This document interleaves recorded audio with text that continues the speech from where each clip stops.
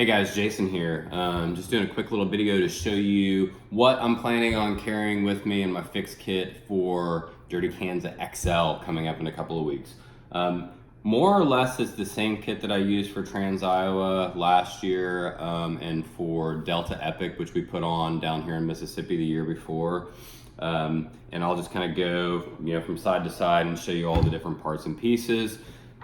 Extra length of chain is always nice if you do break something.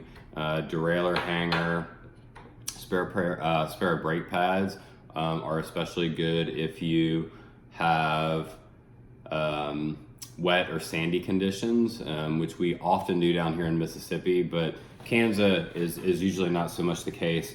I run SRAM brakes, so I just take a set of hydro brake pads. I put the little retainer spring in there, and then I just wrap a piece of electrical tape around it, so it's all in one nice compact package, and you don't lose anything while it's packed up. I carry two different types of patches, hoping that I never ever have to use them, but just a standard glue-on patch, and then self-gluing patches.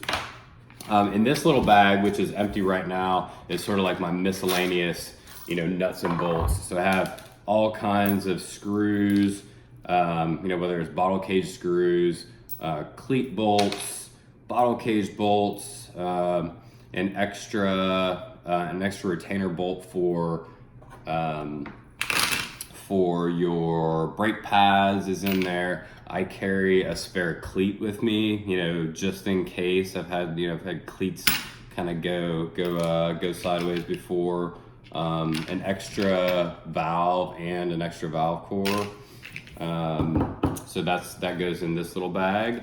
And then might be kind of silly that it's in wrapped in two Pokemon cards, but in here I have an upholstery needle and some 1mm nylon cord in case I have to sew a tire up, which I actually did have to do in the 2015 Dirty Kansas, aka the mud year.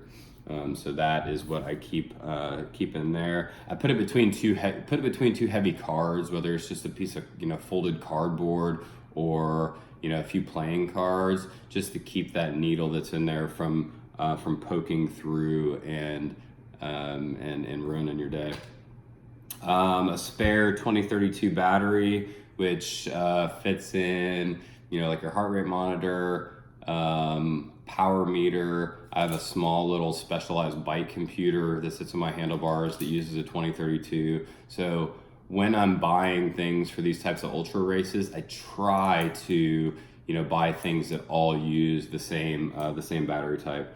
Other tire repair things, a plug kit is always really good for that hole that's too big for sealant to fill up, but not quite big enough to necessitate busting out your needle and thread. So a plug kit has come in handy many times. Tire boot, so this is sort of the commercial park version. I know a lot of people will use a snack wrapper or something like that. So I just carry one of those. A good set of tire levers. Don't use as much as I love park tools, the blue park levers have a tendency to be a little brittle and break. Pedro's levers are really good. I also have a set of Maxxis levers. They're very similar. That have pulled a lot of tires off in weird situations. And then this is I talked about this tool, and everybody's probably seen it quite a bit over the past couple of years. It is a little wolf tooth multi-link plier, so it kind of installs and removes the quick link in your chain. The really trick thing about it is it also is a holder for two sets or four sides of a multi-link. A couple of other really cool features about this guy is the pivot bolt is actually a chainring bolt. So if you had to sacrifice this because you sheared off a chainring bolt or you had one come loose and fall out, you can use this pivot bolt as a chainring bolt. The other little, section inside of here is just the right size to unscrew that stubborn valve stem bolt. So if you had a valve stem in a tire for a really long time, sometimes that retaining bolt can get seized up. So that little wrench will hold that and help you unscrew it. It also, on the very end, it has a little curve and a hook on it to act as a third tire lever.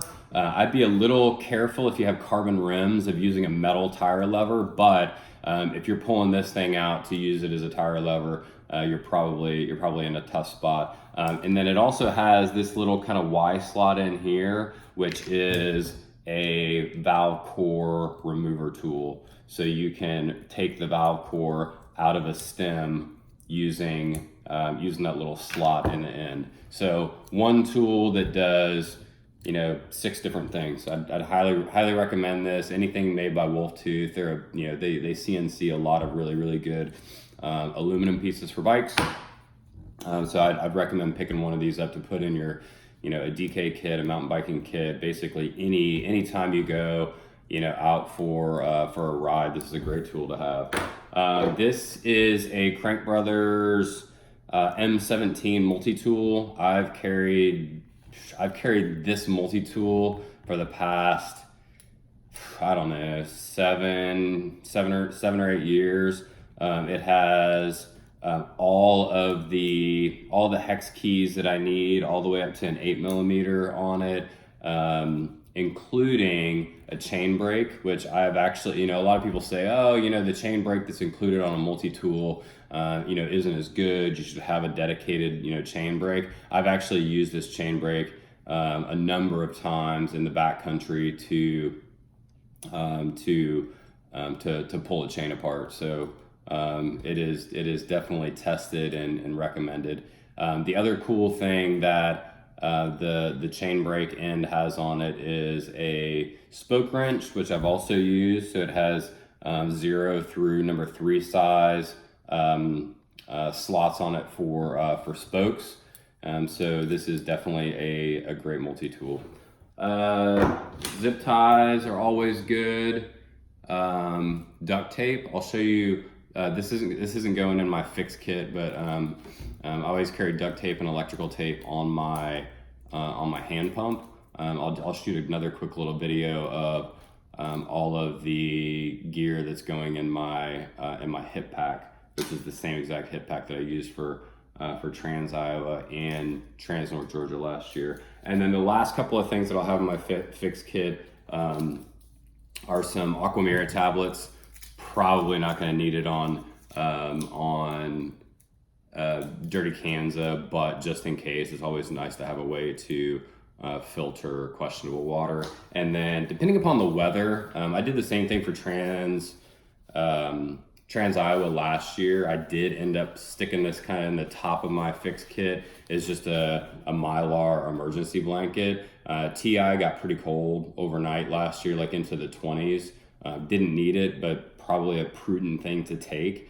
I'll look at the forecast a couple of days before DK and see what the overnight lows look like to determine whether or not I'm going to stick this in there. But it's a couple of ounces and it doesn't take up that much space. So then all of my fixed stuff plus tubes. Hold on.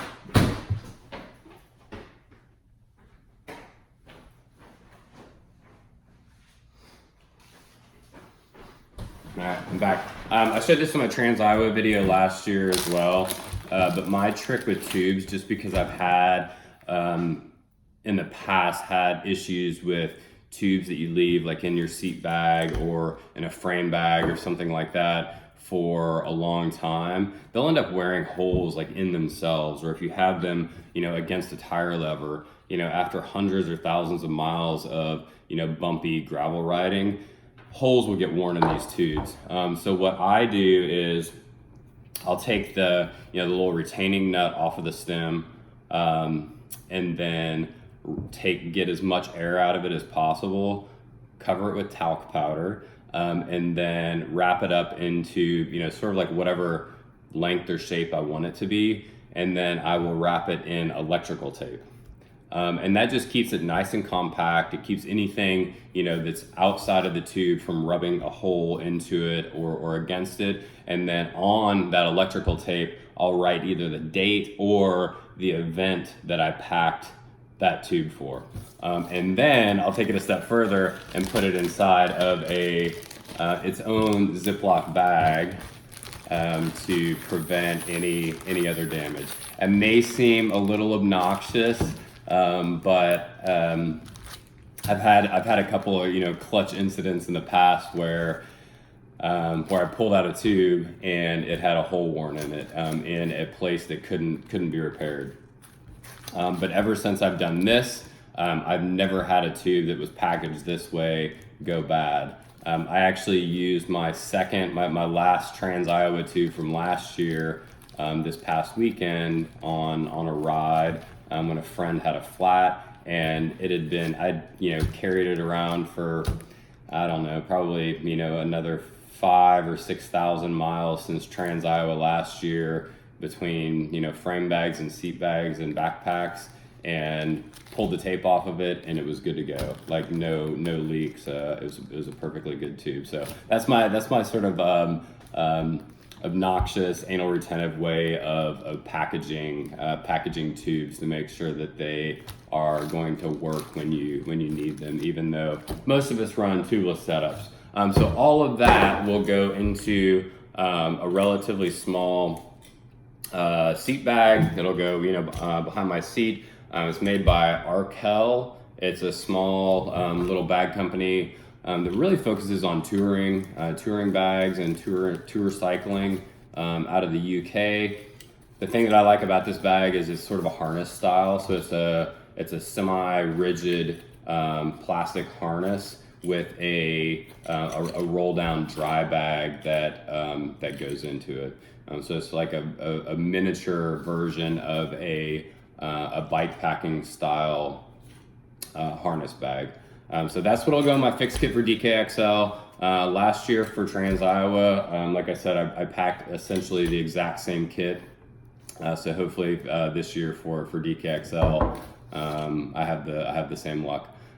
Tune in a couple of days. I'll post another video of my hip pack and what I'll have in that. I've been carrying a hip pack for a couple of years just because I find it easier to, you know, to organize, and I can pack a lot more, you know, layers and things like that in it versus just using jersey pockets. So stay tuned. I'll post that, and I hope everybody has a great week. See you later. Bye.